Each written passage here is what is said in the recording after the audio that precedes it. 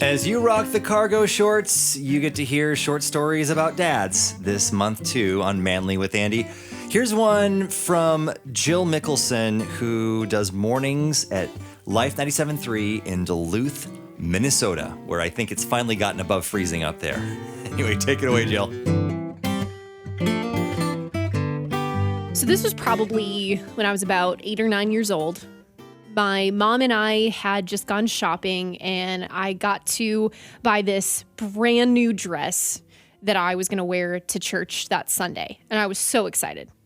And so that Saturday night, I started laying everything out on my bed. I had the new dress. I had even gotten a little hat to wear with the dress. And then I went to my closet to find these little white heels that I had, or maybe I should say that I thought that I had, to wear with this dress. And I couldn't find them anywhere. And so at this point, I don't even know if I just remembered it wrong or I had outgrown them. My mom got rid of them. But for whatever reason, I did not have these perfect little white heels that were going to go with my dress. And so at this point, my world is now crumbling. Like, I am just sobbing because if I don't have the right shoes to wear, then I can't wear the dress. And my mom is trying to console me because she's definitely a little more of the, hey, it'll be fine.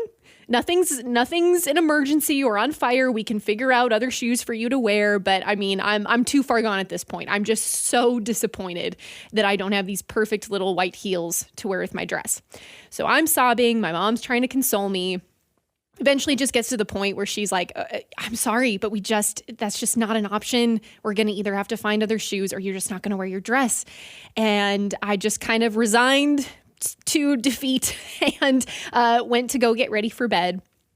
And a little while later, my dad calls me down to the kitchen. And so I come downstairs and my head's hanging low, and I walk into the kitchen, and there on the kitchen table are like 6 or 7 boxes of little white heels. See, I didn't realize that my dad had overheard the whole conversation, the whole meltdown I was having with my mom. And at that point, he decided to run to Walmart, which was like 20 minutes away. We lived in the country, and so we were not in town. He runs to Walmart and he buys all of the little white heels that he could find, because he didn't know what style I would want, but he also didn't know what size I was. And so he bought a bunch of different pairs of these little white heels, and he brought them home and he put them on the table. And I got to walk into the kitchen and just see this and got to pick out a brand new pair of heels.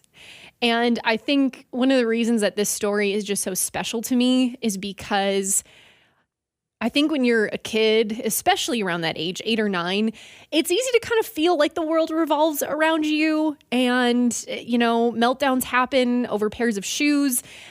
And I think this was the first time that I really was like, that is such a selfless, kind act. Like, my dad cares enough about me to do something that's special. And by the way, this is already at like 10 o'clock at night now. So this is not a convenient time. It was not a convenient drive, but he cared enough to go out of his way to do something that's special. And I think about how that's probably really helped me in my faith now as an adult, thinking about if my earthly dad, who is very imperfect, could love me enough to do something like that, like how much more does my heavenly Father love me?